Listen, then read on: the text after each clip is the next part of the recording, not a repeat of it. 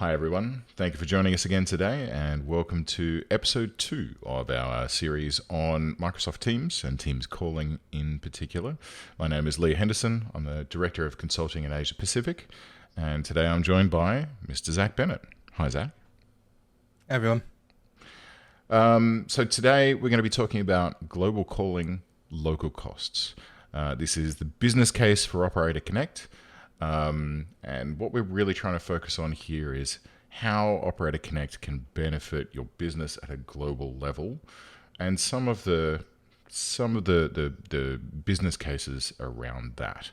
So essentially, we really want to look at what is good about Microsoft Teams at a global level, which includes reductions in complexity and increases in savings of both cost and time.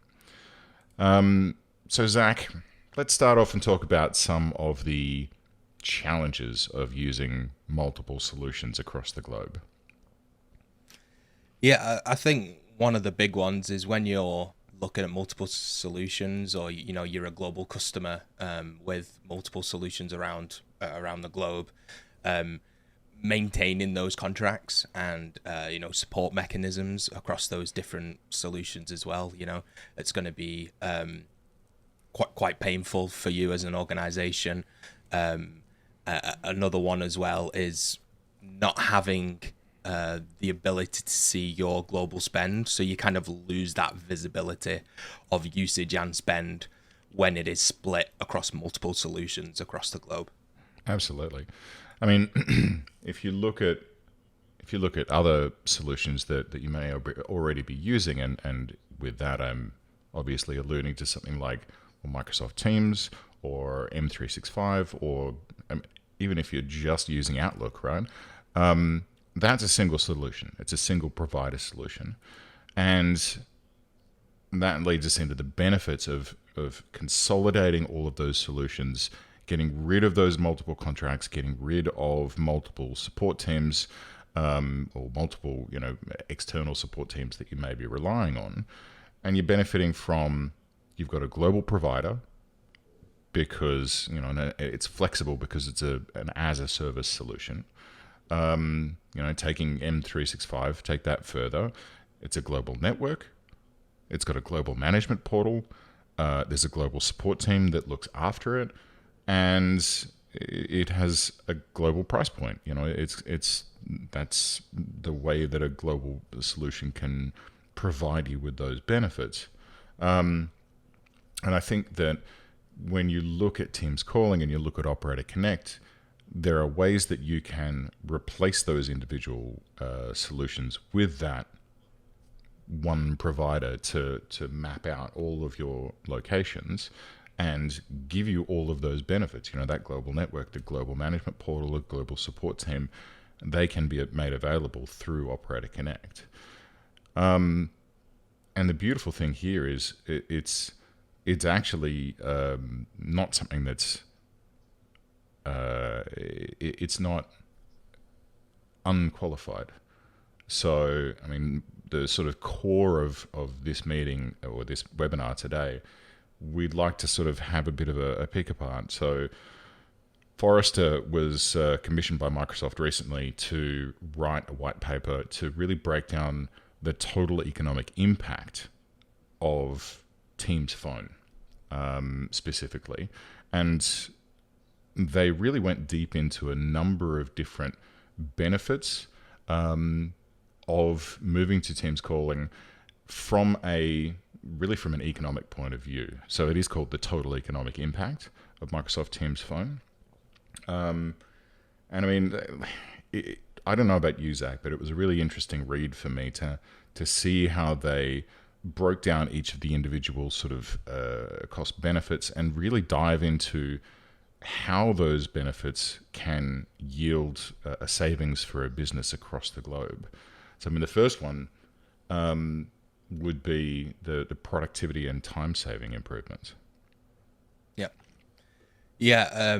I mean, this report shows, and we've seen a lot of times with our customers, they do see a lot of time saving improvements when they move to something like Teams.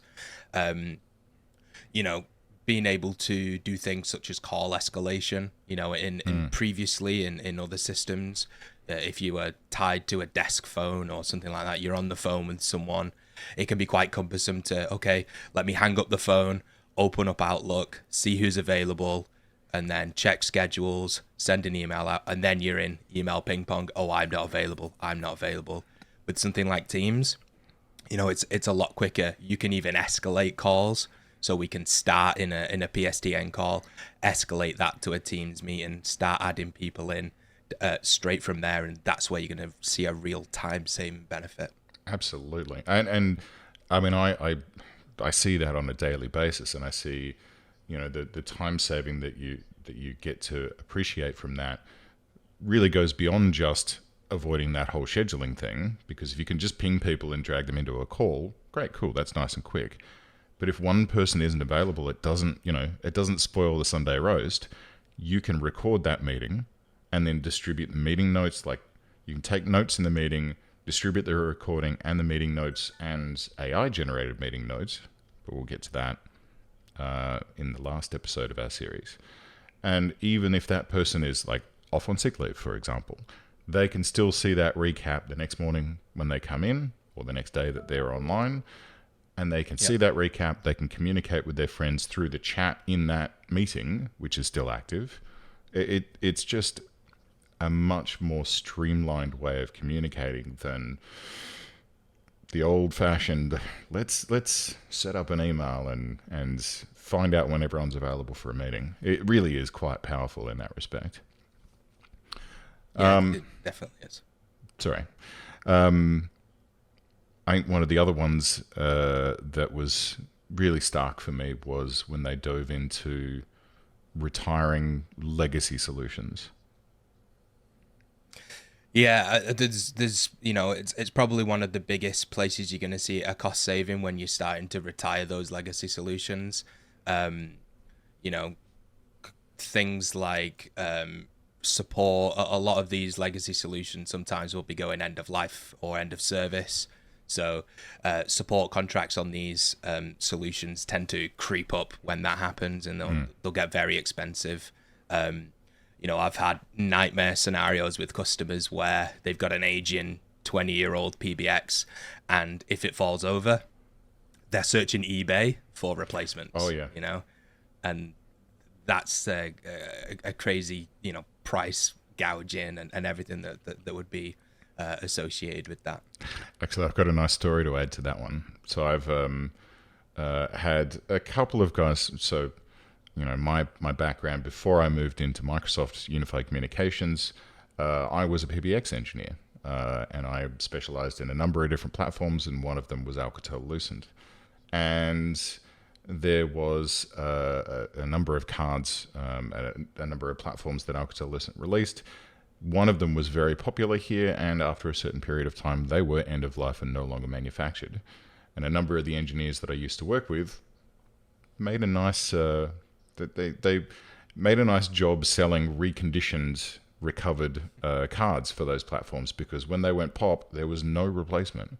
And so they would recap those boards and resell them online. And they would resell them for a hefty profit, as you mentioned. So it is definitely a danger, I think. And it's a risk. It's a risk to a business from a continuity point of view to be relying on platforms that are out of support, that have the potential for, okay, well, this solution is old, it requires specialized knowledge to maintain, and therefore in order to do work on it, you need to pay higher professional services charges, as opposed to an as a service solution, which is you're generally paying a per user cost. Like, you don't pay to upgrade Teams because you pay per user, and it just gets upgraded as you move along. I would say that there's also a great benefit from, and that's your sort of physical side of things, but the support side of things as well. Maintaining discrete platforms globally. I mean, you might have a Cisco in the US, you might have a Mitel in Asia, you might have an Alcatel-Lucent here in Australia. It could be all sorts of different platforms. And then your teams need to be either, super specialized in each of those regions, or they need to know all of those platforms, or it might be an outsourced support solution which you're going to be paying, a monthly maintenance fee to keep that platform running, to keep it patched. All of these additional complexities can generate additional cost to the business from a maintenance and support point of view. Yeah, for sure. And even taking it a little step further and an end user as well. Yeah. One good thing that if you're already in the Microsoft ecosystem, especially around Teams Phone, if your users are already making Teams to Teams calls or, joining meetings, chats, they're already in that Teams ecosystem. Teams Phone is not a big jump. They're going to be used to the interface. They're going to be used to where to go to make calls. There's not going to be that extra jump. Absolutely. In training. And, we actually see a lot of our customers will just naturally pick it up, and their users will just naturally just understand, okay, I go to Teams now. Oh, a PSTN call and a Teams to Teams call looks exactly the same when I'm in that call. Yeah. The only things that I think I've really had customers ask, well, how do I? They're easily answered by, the training pages that Microsoft provide on the office.com support site. And I think we did a couple of training videos for specific, how do I manage my boss admin settings? How do I, things that are slightly higher functionality, but, to make a telephone call, you go to the calls tab and there's a dial pad there. It's all in the same place. It's all right where right where you expect it to be. There's no additional soft phones or anything that you need to worry about. Now, I'll take that one step further. And I'll say that a lot of my customers have walked in expecting this to be, this is going to be so complicated. I remember what it was like when I had to train on that phone system, and it was hold and then number and then transfer, whereas the one that I used before was you just press transfer and then the number, and then so all of those little peculiarities that phones have or phone systems have, they fall away. And then that lack of friction in moving to the new platform is then greeted by, oh, I just need a headset. Or I can just use my mobile phone and it's there, and my desk phone is always just there on my phone. I don't need any additional devices.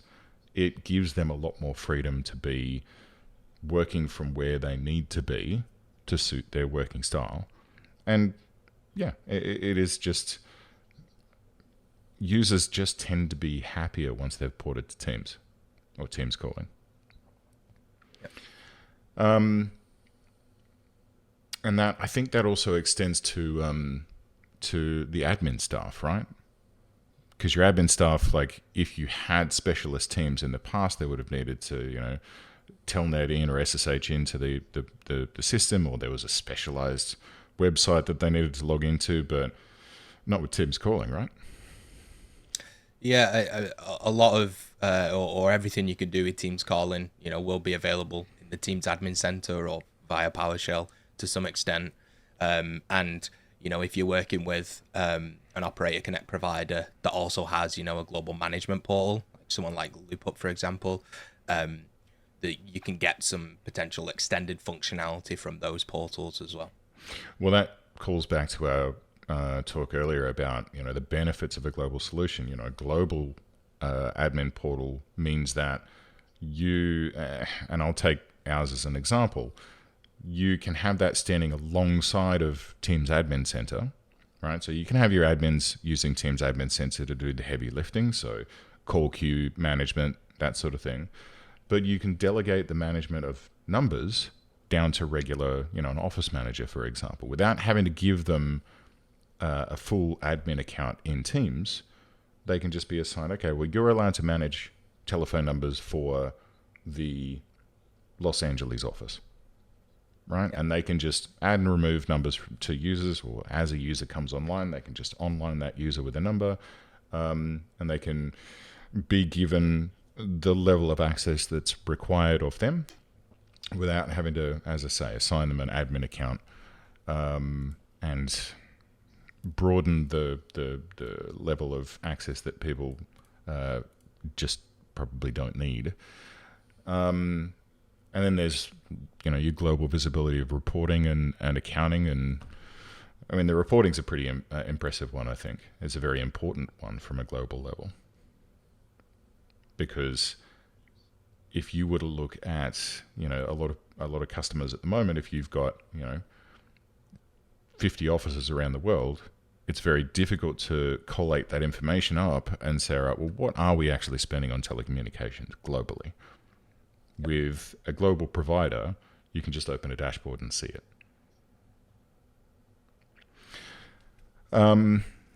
So what else does this report go into that you think is important that we talk about?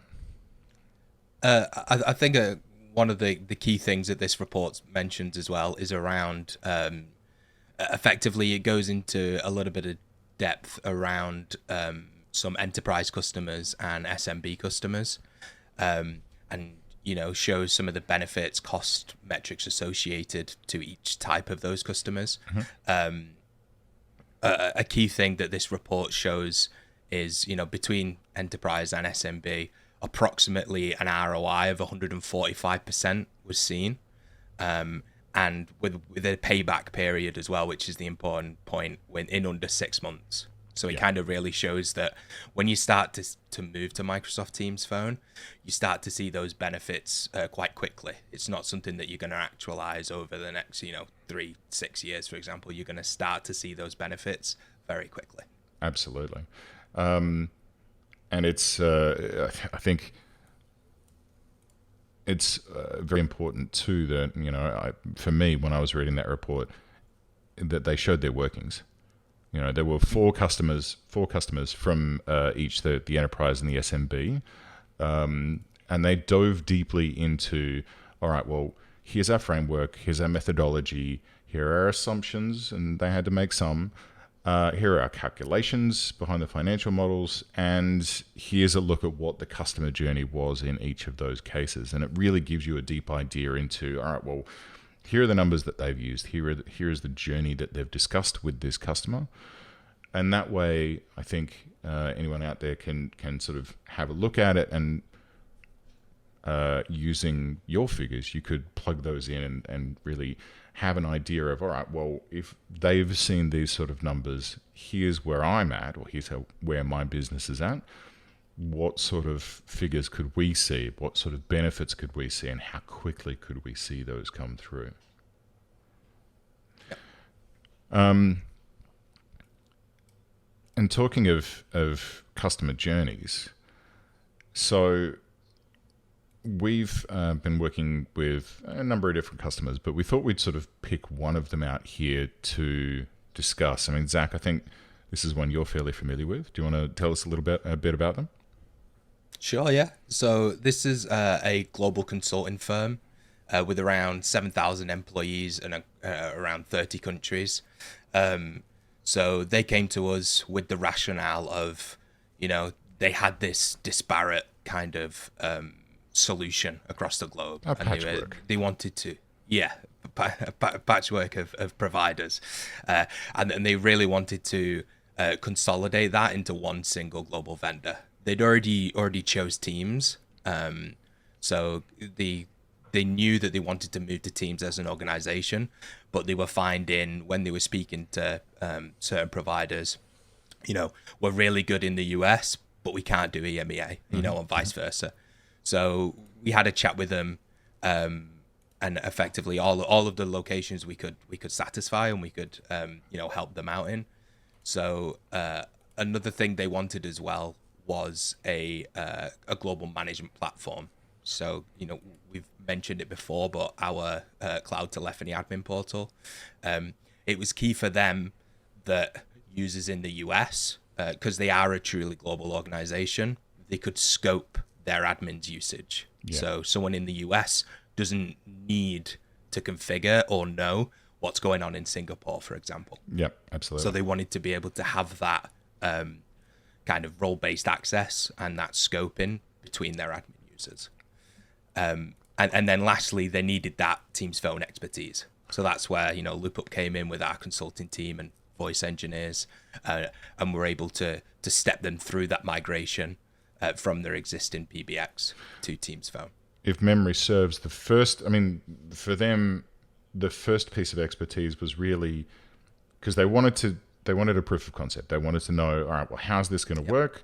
How's it going to look for our business? How does our business work with LoopUp, and how does LoopUp work with Microsoft, and how's that all going to look moving forward? And so I remember it going quite well, although I wasn't involved. But they did a proof of concept in Irvine, California, and it went so well that they basically just pulled the trigger on the first site and the first site was Brazil, and it was essentially because the contract had expired there, their existing contract, and so as soon as the proof of concept was deemed successful, they went, okay, let's bring Brazil on board, and then that followed with China and then Germany, and then it sort of each of those sites as they came on board, like they reached out to us and said, right, well, China's next because the contract's about to go. Let's plan it. Let's roll them out. Let's bring them online. And I mean, you can see, we'll bring the timeline up here. You can see the timeline of sites was sort of staggered, and everything was kind of running almost in parallel as this project was going on. And so as each site was, expiring, the numbers were ported across, we brought them online, and it was a pretty fun project to work on, from what I understand. It definitely was, and it kind of highlights the need for this particular customer had a conversation around, okay, do we wait until all of our contracts are up, and then just move everybody at once? But after having conversations, and we kind of came to the conclusion that if you want to start realizing those benefits as soon as possible, of going to Teams phone, as soon as that site's ready or that country's ready, let's go. And you'll notice, like you mentioned, Leigh, we were able to do a lot of locations, especially across the US, in parallel, because once our configuration was done in the tenant, it was very simple, and we kind of went into this really nice run rate of what do we need for each location, and the customer themselves was realizing that we can do a lot of this ourselves as well. They would come to us if required, but because it was quite simple in those locations, they were able to just roll out sites when they needed to. Yeah, I mean, it literally becomes a porting event, right? It's just we exactly. set the numbers up on the users, the porting event occurs, we're live. It becomes a very, very simple practice once you get that down for the first or second time, and then move along. I think, sorry, just to dip back to the proof of concept, I do want to point out that we have actually, you and I did a webinar about proofs of concept before. So we'll pop a link to that below. So if you're curious about what's involved, or if you're interested in, well, how do I do a proof of concept and make it successful for my business, to see if this is the right way forward, feel free to go and check that one out as well. We basically break it down into a step-by-step of what you should look to achieve and how you can work with your provider to make sure that you achieve your goals, and then from there you can proceed to a production solution and start reaping the benefits site by site by site. So yeah, I think and we'll leave links to the webinar and the Forrester report in the comments below.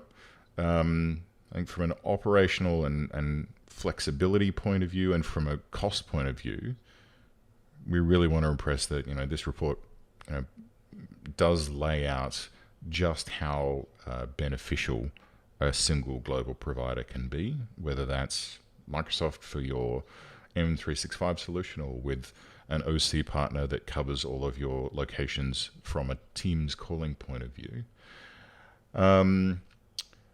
And we'll probably also be doing a blog post about what we've spoken today, just to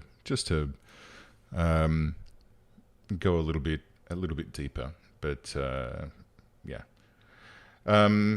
what else should we give people before we leave, Zach? Yeah, just on that blog post, we'll, of course, we spoke about it today, but what we'll do is we'll go into a little bit more in depth. Of course, we'll link the Forrester report if you want to go and do that reading yourself. But we'll write our blog post, and we'll pull out some what we feel is some real key information that will help you migrate to Teams Phone. Absolutely. And if you would like to talk to anyone about a proof of concept or what the benefits can be for your business, don't hesitate to reach out to us, and we can get someone to chat to you about what's right for you. But for today, Zach, thank you very much for your time. Thank you. Thank you, everyone out there. I hope you have a wonderful day, and we'll catch you in the next one. Cheers all.